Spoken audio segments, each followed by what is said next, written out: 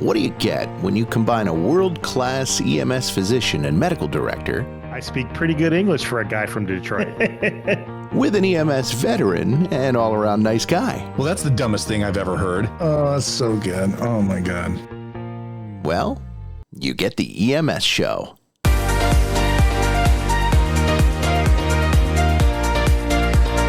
Taking it to the people, here's your host, Dr. Ritu Sahni and Mike Verkest.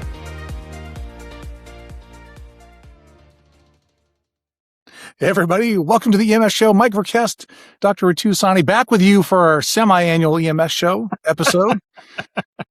We used to do this like once or twice a month, back in the old days. Yeah. Life gets in the way. Yeah. And like we said 1,000 times, we do it when we want to talk about something. Like, we're not making money. We like to do it. It's fun. We could have quit 1,000 times, but here we are. I was thinking about the number of times we've done a podcast and said, hey, we're back. It's going to be different this time. We're going to do one every week. Essentially, we're doing this for all of our family members and the 6 other people that listen. Right. Well, my mom calls it your show on the iPad. Yeah. So I don't know if I don't know if we're going to put this on YouTube. Do we even have a YouTube channel anymore? Of course we do. Yeah. In fact, I meant to do this while we were pre-gaming, but I was going to look and see when our last episode was. Did you happen to look it up? I think it was in I don't even know. Let's look. You were living here. What? I said, we're doing this live. I'm doing the look up here live. You were living here. March 18th. Wait, March 18th of this year? Yeah. That's not too bad. No, it's not bad. I mean, 3 months, but you were gone. So we recorded one after you left. Yeah, we must have, because before that, it was while I was there. Yeah. What did we talk about in March? Oh, it was when we were with Jimmy Apple down in Ashland. The crossover episode. The crossover show, yeah. So the last time that you and I actually sat down and recorded was like in November. Yeah. It was before I left Oregon. Yeah. Anyway, Hello. How are you? Oh, good. Still, doing it. Still getting through it. Still enjoying my time working up here at the Office of the Medical Director, working with Dr. Jarvis. Man, have I lucked out on my medical directors or what? Man. Yeah, I mean, until you got to Jarvis, but... By the way, yeah, of course, yeah. He is landed in Toronto, YYZ, for the Rush concert Friday. He's on the ground. I remember he told me that. Yeah, he told me that he was going to go to Canada. Yeah, he was very excited to get his passport stamped YYZ or whatever it is. I don't know. I don't ask. They don't stamp passports when you go to Canada, but you can probably get it stamped. That's the thing. Oh, I mean, because you can get your passport stamped wherever. Yeah. I know people, like when we were on a cruise, they would go to the thing or whatever and go get their little, West Dutch Indies passport stamped or whatever. Oh, okay. Yeah. No, I mean, obviously I go to Canada all the time and fly and drive and never got my passport stamped. Well, you just missed out, I guess. Well, I don't, YVR, that's where I fly into when I go to Canada. So. Vancouver. Yep. But yeah, so other than that, going good. Lots of cool stuff. We got a lot of cool stuff going on in the system up here. I'm sort of doing double duty now. I'm doing obviously the critical care and MIH stuff, and then also taking over the OMD studio, as it were. So spent the last couple months getting that thing all gussied up, and we're going to be sending out lots of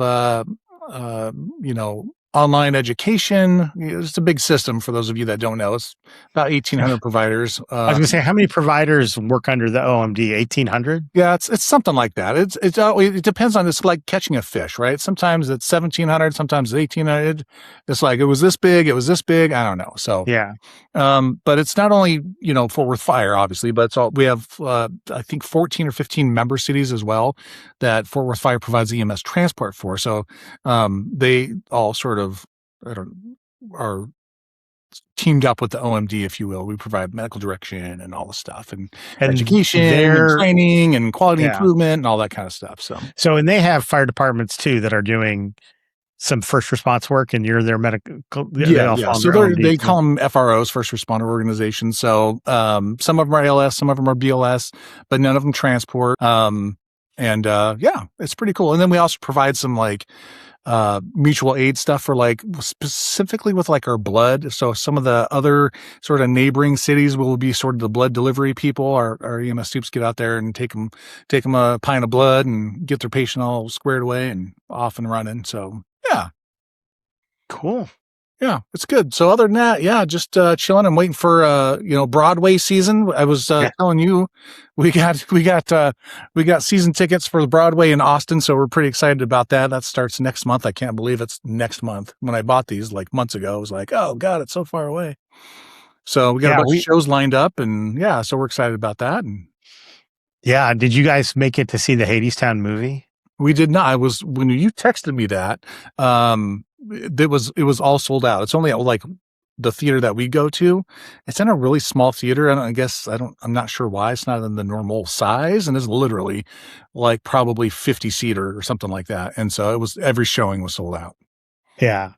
Oh my gosh. I mean, we have tickets to the Broadway series here. We've seen some really great shows. We've seen some real clunkers, but we'd always heard Hadestown was really good, and it came to Portland and we were out of town or something, and we had to get rid of our seats, and everybody said, oh, you have to see it. And then it came out in the movie, what they call a pro shoot, where they shot the Broadway show. Yeah. It wasn't like the Wicked movie where they made a movie based on the Broadway show. It was actually just the show itself with the original Broadway cast. And I was blown away. We saw it last week.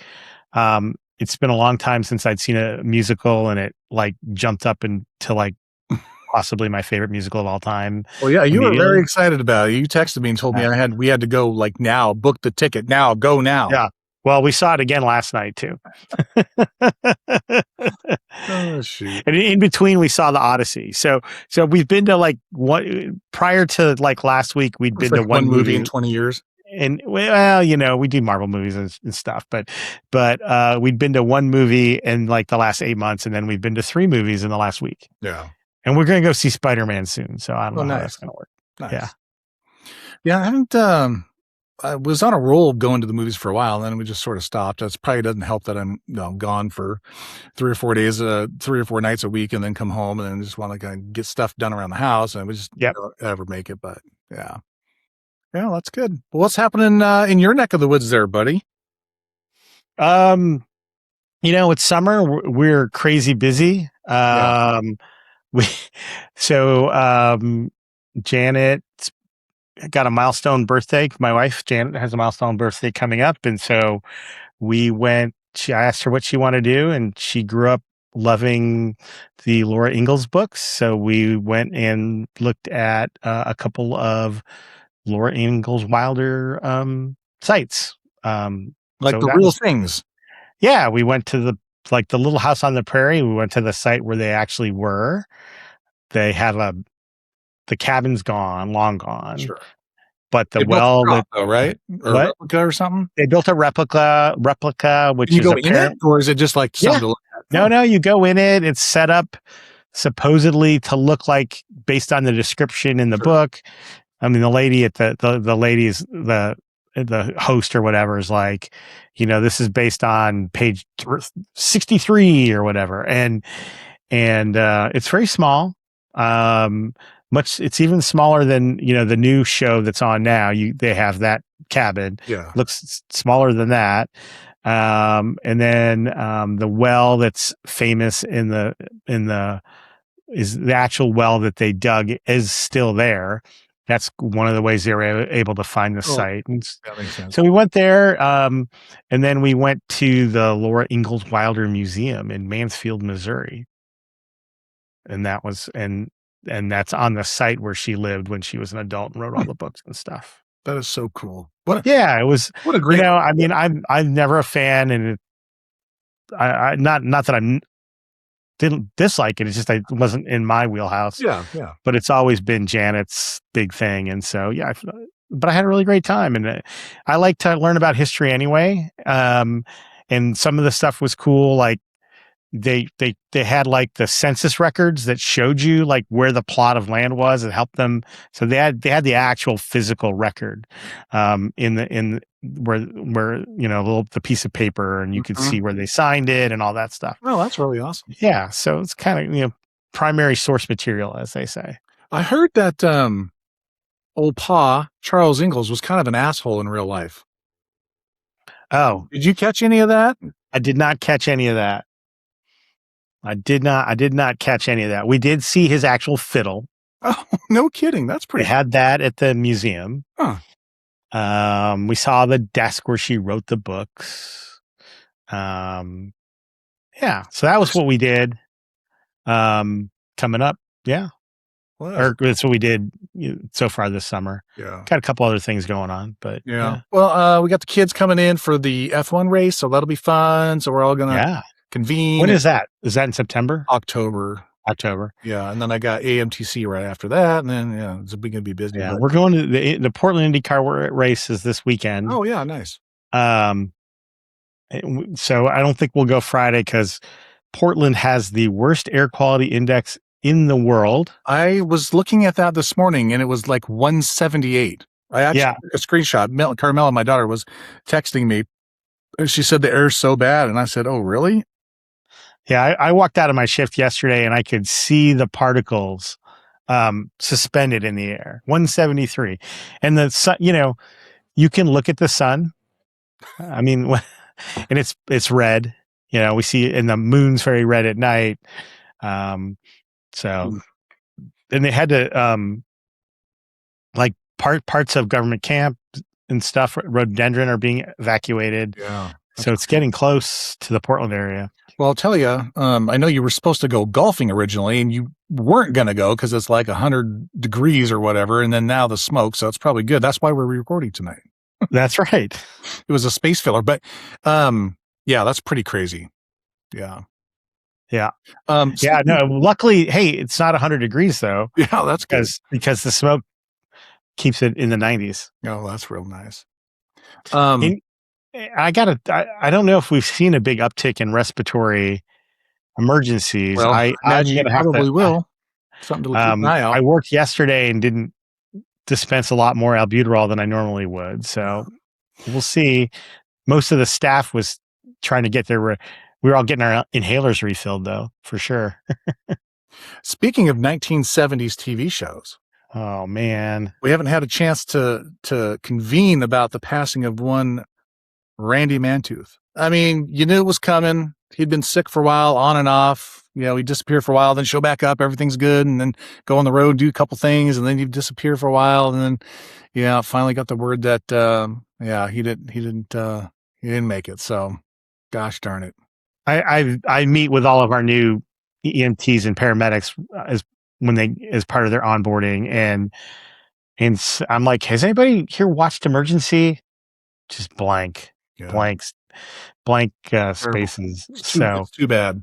But yeah, he was, I think our generation, a lot of us are in emergency care because of that show and because of him and Kevin Ty, who lives in Bend, Oregon. That's right. And he was pretty, nice, pretty humble guy. And then got this sort of thing and ran with it. Our friend Baxter Larman, I think we had Baxter on our show when it was the old show. Yeah. Yep. Yeah, we did. Baxter was going to be trying to hook us up, as I recall, back in the day. Yeah, we actually had gotten almost to the point where we were going to book tickets in it, but I think it was like March of 2020. Yeah. We were going to fly down to LA, go to the LA County Fire Museum, and we were going to have him on the podcast. I know, man. So Steve Cohen said he did have him on the podcast. Oh, nice. On his podcast. Yes. By the way, I enjoyed your episode. The only guest in history that needs a part 2 because he can't get to the business in a timely fashion. We told some stories. Turns out we have some stuff in common. We ran a call with Randy Mantooth. We did. We did. It was, I remember fast forward like to the next day after we ran the call. But one of the things that always stuck out to me about his keynote was, he was talking about how as much as he was regarded as like Squad 51, Johnny Gage, the paramedic, right? Like the whole 9 yards, that he never, that just wasn't him, right? And he would always make sure that when he was speaking to us, that, that was important for him to tell us that he's not one of us, but he found himself in a position to be able to represent what we do. And he took that very seriously, and smoke alarms or just whatever it was to get the word out about stuff. Like he was all about it. And I always thought that was really cool. I think when that show was long gone and a lot of it was kept alive by us, he served to be an inspiration. He served that role very well. Like I said, Baxter, our friend Baxter, was very tight with him. So I texted with Baxter afterwards, and he was pretty heartbroken, even though he knew that it was coming. And then, I think about when we ran a call with him, and later that night, when he was sitting at the bar by himself, and me, I'll talk to anybody at any point. And he sat with me at dinner because I was the state medical director at the time. And so I had dinner with him and we talked, and then we ran a call, and then we ran a call before the dinner, I believe. Oh, we ran the call before the dinner. That's right. Sure we did. And then, but then that night I was in the bar and he was sitting in the bar by himself, and I'm just gonna go sit with him. And I sat with him, and we sat there for like 2.5, 3 hours, just at the bar shooting the shit. And then I think at like midnight we tried to call Baxter, but Baxter was on his honeymoon, so we never got through to him. So there you were at the Oregon EMS conference. At the Oregon EMS conference. Back when it was like destination. It was a cool There were thing. several hundred people in the room. Several hundred. And this was the Oregon EMS Awards banquet. Yes. That was always the banquet, which was like the day before. They did awards and recognition. Yep. It was really awesome. And I was hosting the awards that year as the state medical director. Yep. And so we were standing up as the pipes and drums were coming in, and they were, someone was going to sing the national anthem. I don't remember exactly what the order of operations were, but it was like rounds, right? Like 8-10 person rounds. And then there was the walkway down the middle, and then the stage up front. And so the band was coming in, and the flags and the whole 9 yards. So we were all standing up, and so I think somebody sang the national anthem. And I think they got to about, and the Rockets' red glare at some point, I don't know, somewhere in there, a lady fell out. Boy, she was unconscious. Table right behind me. Yep. And so it created quite a ruckus because it was quiet. Several hundred EMS professionals in the room. Yes. And so we leaped to the scene of this lady. And I remember being down on one side, you were down on another, and I think there was Paul was next to me over on this side. Paul Priest. Yeah. Who was my boss was he my boss at the time? I don't know if he was or not. And we look up, and who is kneeling right with us to take care of this lady, but none other than Johnny Gage. Johnny fucking Gage, man. And it was the most surreal thing I have probably ever experienced in my life. And I think of all of us who were kneeling around her, he was the first one there. I think he was. Yeah. And he, for the record, had no idea what to do.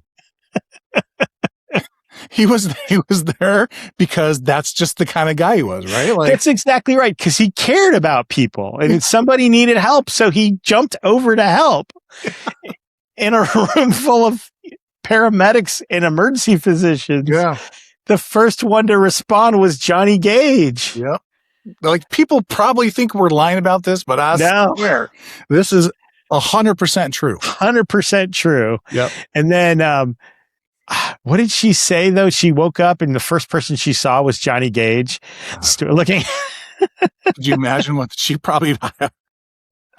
Well, and then before your part of the bar, so we're doing the awards, whatever, and then so I was walking to the cash bar or whatever it is, and he was on his way too, and so I ended up kind of right beside him as we were walking up to like, order the drink or whatever. And he says to me, he says, "You think she was in shock?" And I said, "Yes, she was. Yes, she was." Just like that. And he goes, "I thought so." Yeah. I'll never forget. Oh, well, may forget he it. rest in peace. Yeah. My wife is still jealous, and she loved him too when she was growing up. But Yeah. I got to have dinner with him, run a call with him, and get drunk with him. So, Yeah. All right. Well, we should talk about some EMS stuff. We are 21 minutes in. Bill Toon is going to be on our ass about this. Oh, Bill Toon's just happy we're back. Yeah, I'm sure he is. One of the things that we were talking about pre-show, we were talking about cardiac arrest and airway. We're going to cover some of this stuff. But we were talking about sort of your Utstein. And, wow, buddy. Yeah. Washington County's got it going on. Both my counties got it going on. Oh, that's true. That's true. But Washington County is really rocking and rolling. Yeah. We, because we've reported these publicly, I can mention the percentages, but Washington County, Oregon has a 60% Utstein survival rate. So suck it, Seattle. God, no kidding. They're probably like 98% or something. But again, if you're asleep on the side of the road and they wake you up, they count that as a resuscitation. 60% in Washington County and 53.5% in Clackamas County. So couldn't be prouder. And you played a role in that. You were part of the team for a while. I was. Even going back to when you were numbers, right? Yeah, obviously. Yeah. Yeah. Those are 2025. But even going back to though, when you were part of the Clackamas team and helping lay the foundations for our cardiac arrest stuff. So it's a marker for outstanding care. It's one facet of one thing, and one thing I'm continuing to learn every single time is whenever you look at anything, you start peeling back the onion and you find more opportunities for improvement than you thought you had, which is great because the people that most need us are surviving. Yeah. And I couldn't be happier for that. And I think we actually could continue to get better. So, and I think a couple things right off the top of my head was, I think my first question is what are you doing? Like what is happening to make that happen? Because 60%, that's like, for those of you that may not know, you might think 60%, that's barely a D. That's a really big deal. 60% is humongous. So like what's happening in the system? And I think I was asking, is it, my first question was like, is this bystander? What's your bystander CPR rate? Cause I feel like that's got to have a piece in this puzzle a little bit. Yeah. So just so you know, I just pulled it up. So the Utstein survival for CARES nationally is 33%. So we're almost double. So I think when you asked me this question, I was like, I wish I could tell you all of the secret sauce. Yeah. When we talk about bundles of care, and like Jeff loves to talk about this, right? So his DSI bundle of care. Uh-huh. And if you pull out one piece, you can't say that one piece is the thing. So I think it's also the same with cardiac arrest. It's everything together. Now, the chain of survival concept also holds up though. 100%. Chain is as strong as its weakest link. So if you have part of the chain that's not working well, then your overall survival is gonna not benefit. But I think there's a lot. I think when I look at what our system does well, and I'll talk a little bit about our contract with AMR too in a minute. But number one, we look at this data. I go back to like the Bob Davis paper. Bob Davis was a writer for USA Today, very well connected into EMS, and wrote a lot about like real EMS issues and did a whole series about cardiac arrest survival. And it's a fascinating series because he talked about like how many places know what their cardiac arrest survival is. And at the time, and this was turn of the century, like around 2000, 2001, 2002, those that knew, seemed to, when they then tried to pull data from places that weren't looking at it, just the act of looking at it seemed to lead to improvement. Well, and I think that's a little Hawthorne-y for you, maybe. But we've always looked at this data going back. I mean, I've been here 20 years, 24, 25 years. Certainly going back to probably we first started to get a good glimpse in this data with ROC. Yep. So you're talking about mid-2000s. The Tualatin Valley Fire and Rescue, our friend Dr. Daya is the medical director. Our friend Dave Dennis, who we had on the show, please buy his book on Amazon. Is one of the medical service officers for that organization, and that's one of our Washington County agencies who has participated. They've been looking at they have a database going back to the mid-90s. So I think that's part of it. I think that there's data that shows that if you participate in research, you have better outcomes. We've always participated in pre-hospital cardiac arrest research from the time I've been here, so since 2002, which means that we're getting more regular feedback about kind of what's going on, whether it's we're doing, airway stuff with PACT and PART, or whether we're doing ALPS, looking at amiodarone, lidocaine, placebo, et cetera. So I think that's part of it. I think that's part of the culture of it. Our bystander CPR rate is in Washington County is like 75%. So I think that's part of it too. And in Clackamas County, it's quite a bit less. One of the things that our dispatch center at Washington County does really well is they do CPR coaching. Yeah. They're very good at getting our people to do CPR. So I think that's also part of it. I don't know if this played a role or not, but we now in the last 2 years give all our crews their CPR performance feedback after every call. So they get the annotated, this is primarily in Washington County. Yeah. They get that annotated report back. Like the shift. Yeah. In a lot of cases. Yeah. A lot of cases, we AMR contracts with Stryker to do that work for them. And then this is the part I was going to bring in. So as a county person, we contract AMR to provide our transport. And because I'm the county medical director, I'm AMR's medical director. When we bid this contract to AMR, this was not a redo. This is their first time in Washington County. There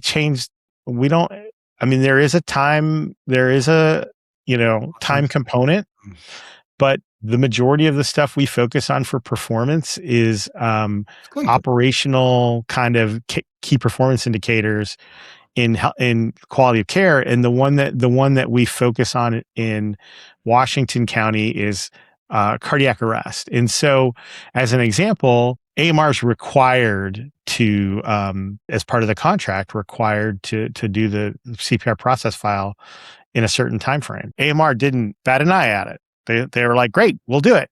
And what it did, though, that made them expend resources to get it done. So now they pay Stryker at this point to provide that. So they have to have a CPR process file available in like 48 hours. I can't remember, 5 days, something like that. And then they have to have a CPR fraction, initially above 60%, which is the Heart Association minimum. The Heart Association has a recommendation though for high performing services to have 80% CPR fraction, which is we're having a challenge with. You can if you want to ask me about that later, I can tell you that. But so now we're bumping it up to 80%, but we're always in the 80s, like 75, 85, between 75 and 80% our CPR fraction. So we're required by AMR is required by contract to review this and to give feedback to the crews and to meet operational goals, minimize off chest time, minimize pauses. So I do think that when you create a system that gives a financial incentive to provide good care, spoiler alert, you provide good care. Yeah. And I think the cynics would say, well, shouldn't they do that anyway? Yeah, of course they should. But if you follow like Freakonomics, which is have you ever read Freakonomics or read that stuff? Yeah, but if you follow the idea of behavioral economics, people always want to do the right thing. But when you create financial incentives around doing the right thing, it appears to have a positive impact. Getting feedback, I think, again, we look at it. We've also emphasized it for years. We do multi-agency training. We hit cardiac arrest, usually every other multi-agency training. Yeah. So at least once a year, you guys are doing it. Yeah. So it's some component of it, at least. So I think it's a combination of various things. Yeah. Our hospitals seem to be pretty on board with stuff. I think they give people time before they declare them, especially if they're doing hypothermia on them. So yeah. Well, that's really good. I mean, I know at least in our system, our last, so we also do like a system-wide training a couple of times a year. Actually, we do it quarterly, believe it or not. Oh my gosh. There's generally an in-person component to that. And our last one we just had in May, we were focusing in on the post-ROSC sort of bundle, if you will, and just getting sort of a standardized approach to the post-ROSC phase. Part of that was looking at the people that are rearresting and trying to figure out what's the common thing with the people that rearrest. Because I think I'm going to fudge the numbers so I can come up with something, because I don't remember what the actual numbers was. Let's call it like 47% or whatever of people that got ROSC rearrested within the first 10 minutes or whatever. Yeah. The data shows something like that. Yeah. That all of the rearrests are not roughly half the rearrests are in the first 10 minutes. Yeah, absolutely. That because with our post-ROSC, we don't call it a bundle, but with our post-ROSC care guidelines, that was the same piece of data led us to do what we did. Yeah. So we started looking at the data, and this was an improvement project that our quality folks in the office had been working on very hard, and it was really revolving around this post-ROSC hypotension, blood pressure. And so they developed this bundle that basically involved the use of norepi and in what we call the RPM. So it's the rescue, press, or mix and monitor.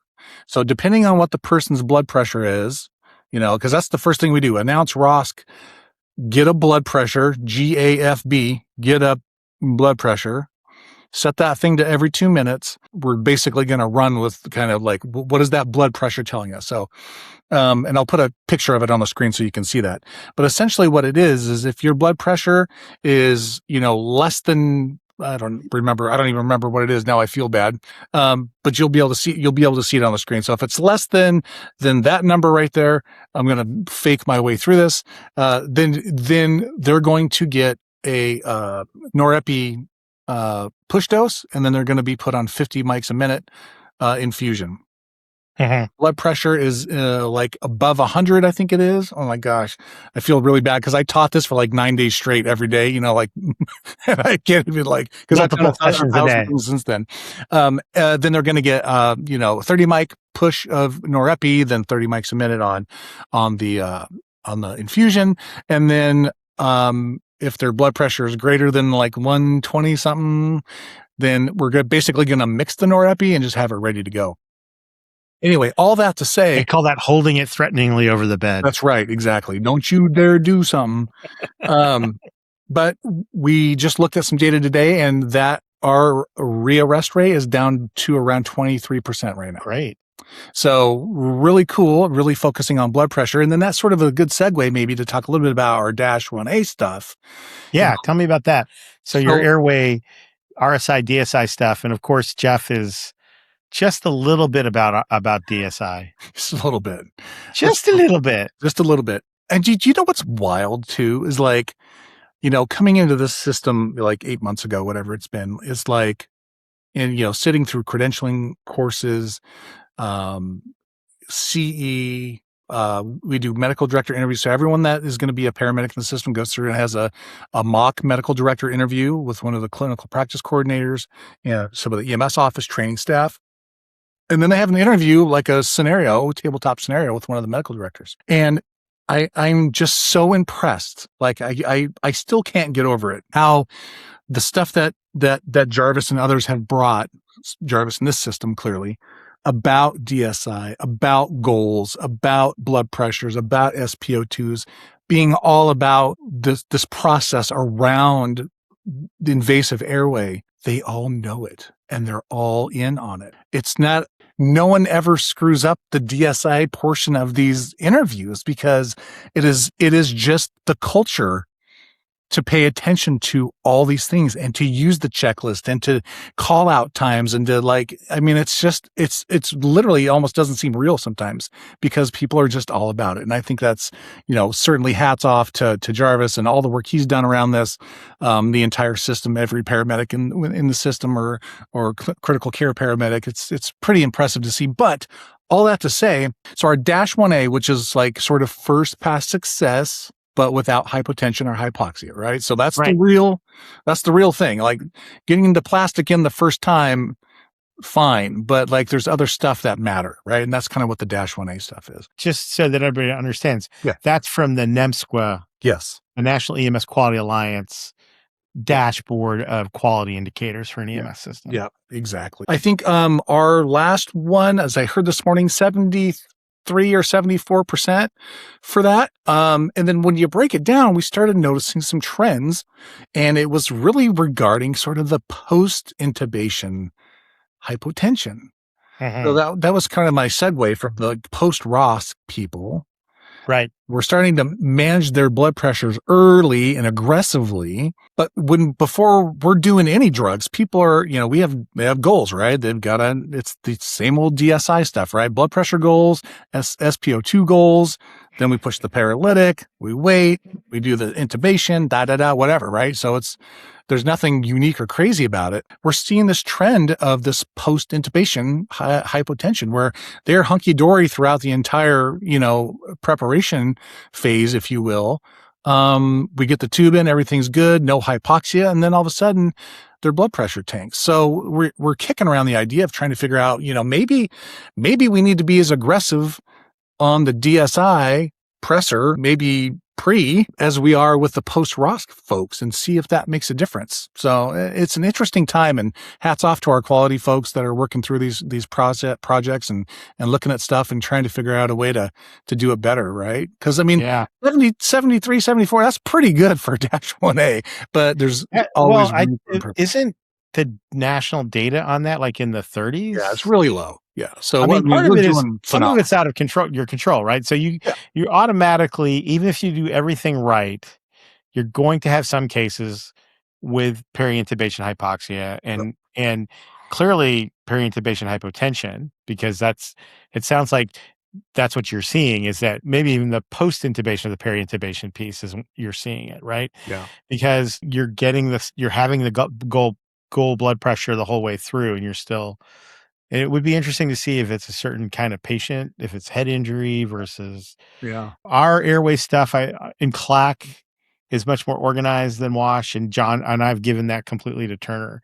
So I don't know our data off the top of my head. Yeah. Nor would I be able to actually tell it to you because we don't report our RSI, DSI stuff publicly. So.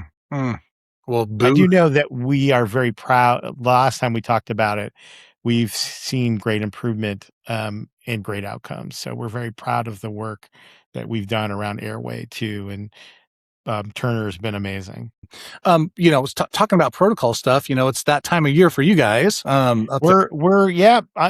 are, midway through the year. So we're getting to the point where we had the presentations, you've had we've got a few more that have to come up in September.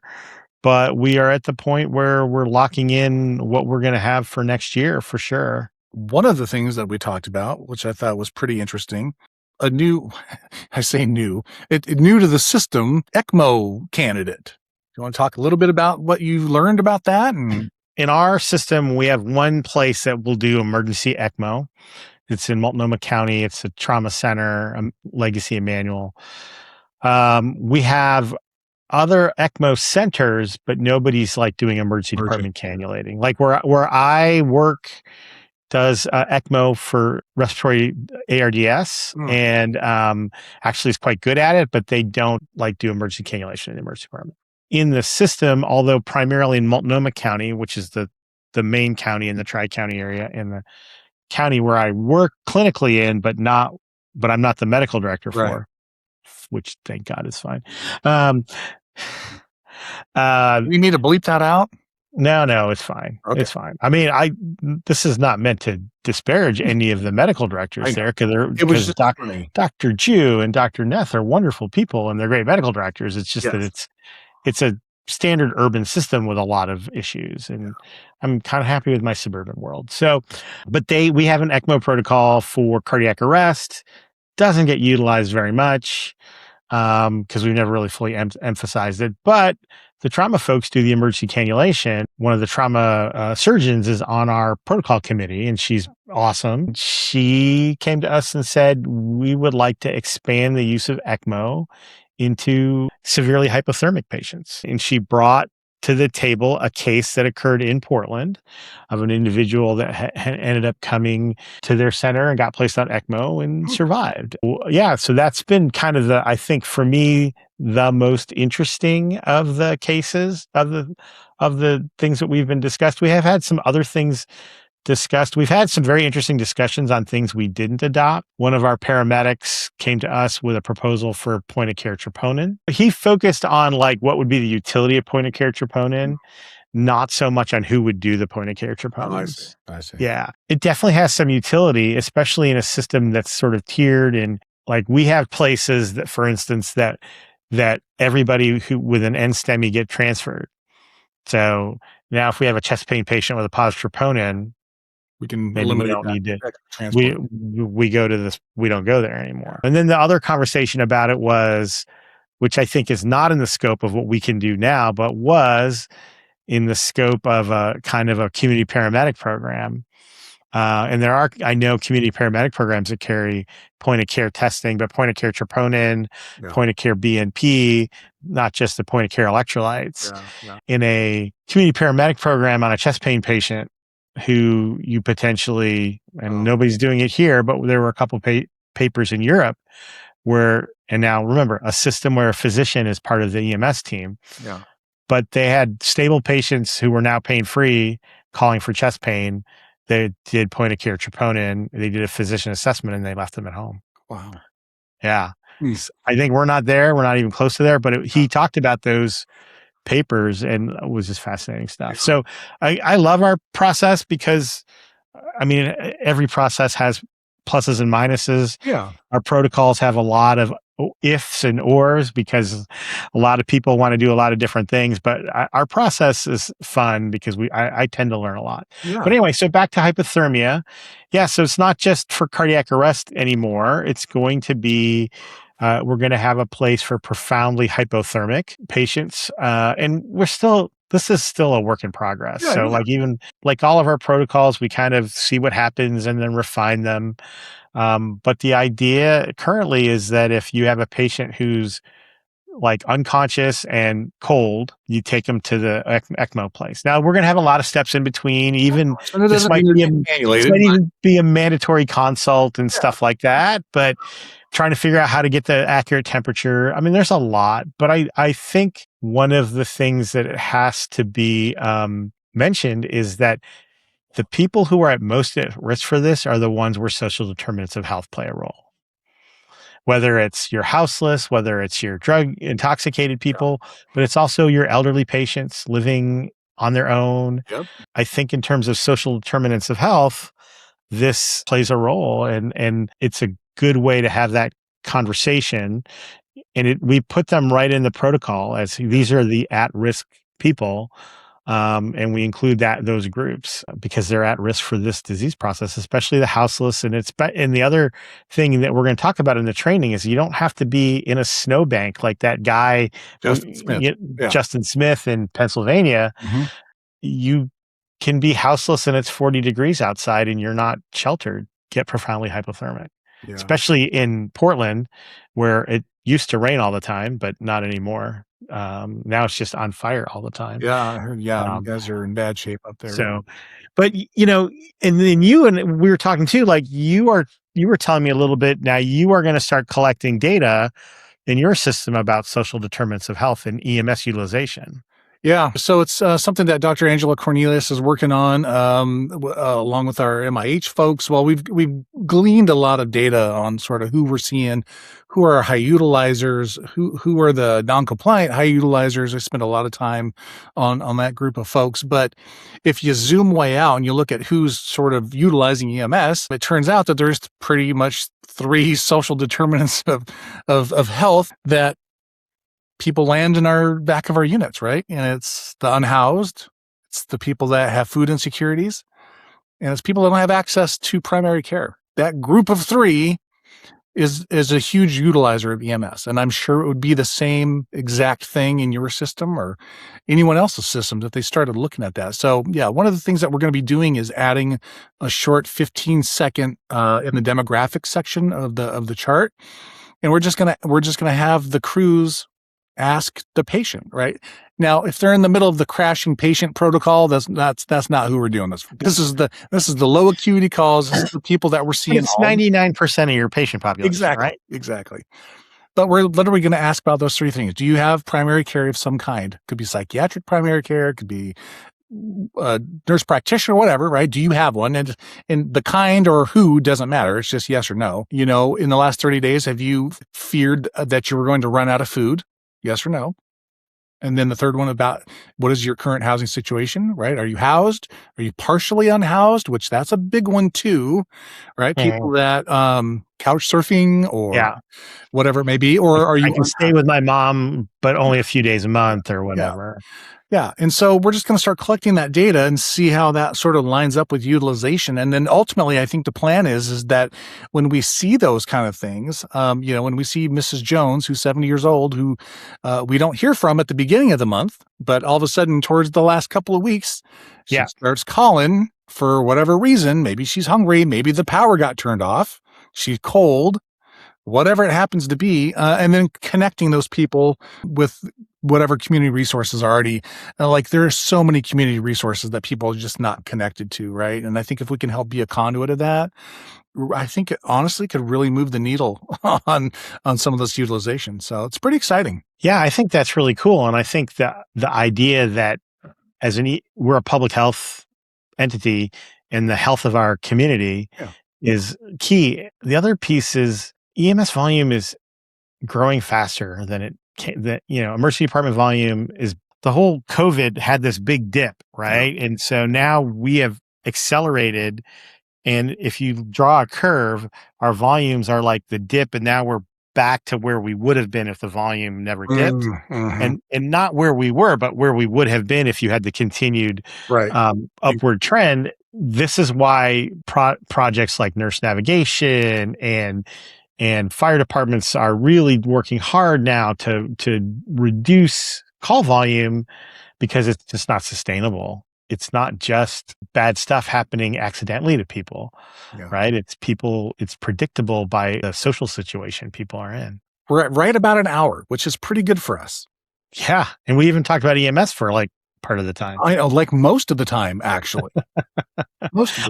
Unlike my appearance on Medic to Medic with Steve Cohen. Right. I don't even know. You're going to talk about all kinds of stuff. But you were playing the hits that rocked the dorms, stormed the dorms, and rocked the, what is it? WJJX station that storms the U and rocks the dorms. Yeah. Storms the U and rocks the dorms. That's right. All right. Any final thoughts before we get on out of here, buddy?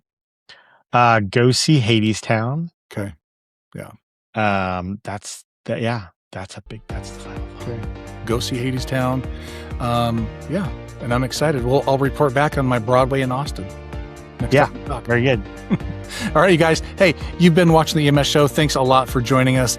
On behalf of Dr. Ritu Sahni, Mike Verkest, you guys have a great day, and we'll see you whenever the next one is. Hell, your guess is as good as ours. You guys take care. Thanks for listening to the EMS Show. Let's continue this conversation. What do you say? Check out the official Facebook page and Twitter feed.